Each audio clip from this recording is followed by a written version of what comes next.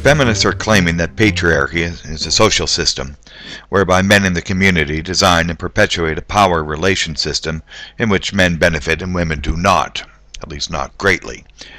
And let us try to demonstrate this. Looking back in history for a few hundred years, we see almost constant war where men are the primary fatalities, so men benefit from dying. This makes no sense. If men were going to design a system, they'd have women fight and die, but men don't do this. So let's look at today. We have men in jail for various reasons that they shouldn't be. We have men living on the streets, men still dying in war, dying younger, dying at work, and then forced to pay taxes for women's entitled have-it-all happiness. And are men benefiting from this? No. So we can just conclude, really, that patriarchy does not exist in this world. We see this image of a hammer trying to destroy the word patriarchy. It's a word, it's just an idea. But because people are acting on their belief in this idea of patriarchy being real, what are they actually destroying? They cannot destroy patriarchy because patriarchy as defined above does not exist in the world. So what they are destroying is men. They're trying to destroy men, they're destroying the community, and basically they are destroying themselves. Let's take a look at Plato's allegory of the cave, and what we see in this picture is these people out in front are chained down and they can't turn their heads, and all they see are the shadows of people walking on the roadway in front of that fire. But who feeds these people? Who cleans up the mess when they defecate? Do you think they care about shadows when they are sitting in a pile of their own feces? This whole situation is unreal. The behavior of those people is unsustainable. This is a delusional beginning to Western philosophy. This is the template for the brain in that perspective, the originating virtual information system. Now, the brain in a vat makes for good movies and art, and these people in this image here, Plato, René Descartes, Hilary Putnam, and Daniel Dennett, have all been trying to connect ideas to get us out of this brain in the vat, but they cannot, as for reasons that we will see.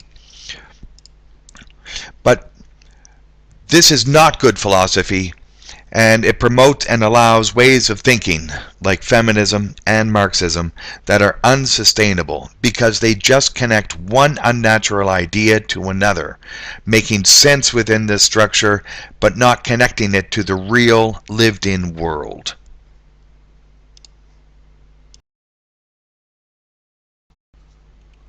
I've chosen as the forerunners of Demonstrativism William Dilthey and Husserl from the phenomenological school, Nicholas Rescher and Alfred North Whitehead from the process philosophers, Martin Heidegger for the existentialists, and William James, John Dewey, and Charles Sanders Peirce from the pragmatist school. And these people have highlighted various things that we'll go over. In terms of self-preservation, this is sustainability. And overall, what humans want to do is survive. They want to sustain themselves, and this comes naturally and immediately, before thought, before intellect interferes. And Charles Peirce wanted to say it one way, that there's an unreflective clarity, and we get it. John Dewey says that we begin in a situation where we don't know what to do, and we end where we do know what to do, and that means we survive. That means we sustain ourselves. Husserl spoke about a life world that motivates us to recognize things as useful. Useful for what? Useful for self-preservation. Dilthey talked about an external world where there's a felt resistance to our will, and this is the world trying to kill us, and what we do is we overcome that resistance. Existentialism, Martin Heidegger talked about things present at hand within a totality of involvements, and why are they at hand? They're to help us survive. Alfred North Whitehead talked about nature, the unfolding reality, day after day after day, as an experience of activity. It's not a momentary blip. It's a complete lived life. In talking about sanity, these people are talking about the grounding of our knowledge. What Peirce says is, don't pretend to doubt in philosophy what you do not doubt in your hearts. And so, why are you inventing all these ideas that don't conform to the world? This is like a modern-day version of Occam's razor.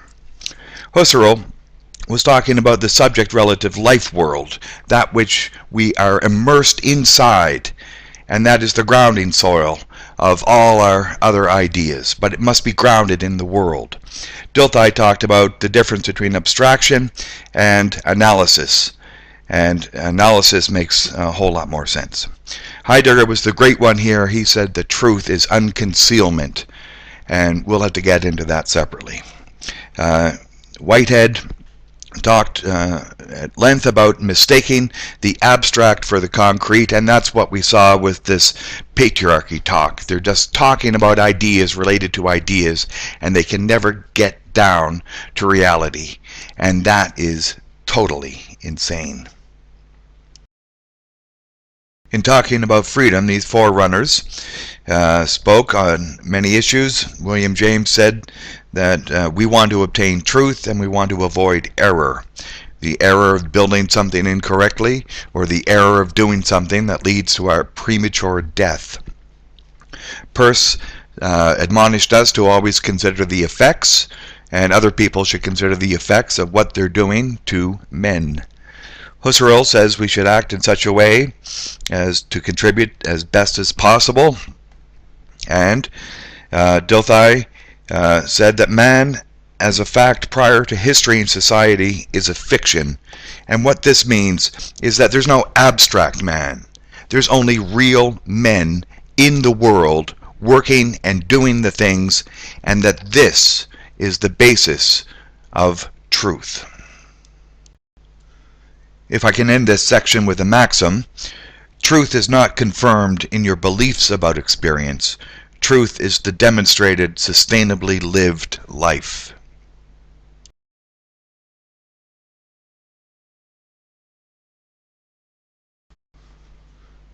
What is the benefit of knowing demonstrativism explicitly rather than just living it? Well, abstract ideas are a bridge. Mathematics is useful to solve certain problems in the world, for example. The truth is evidence in sustaining one's self in the lived-in world, not in ideas. So if, for example, people support one idea with another idea, then you know not to argue on ideas, but only to point to the real and verifiable lived-in world.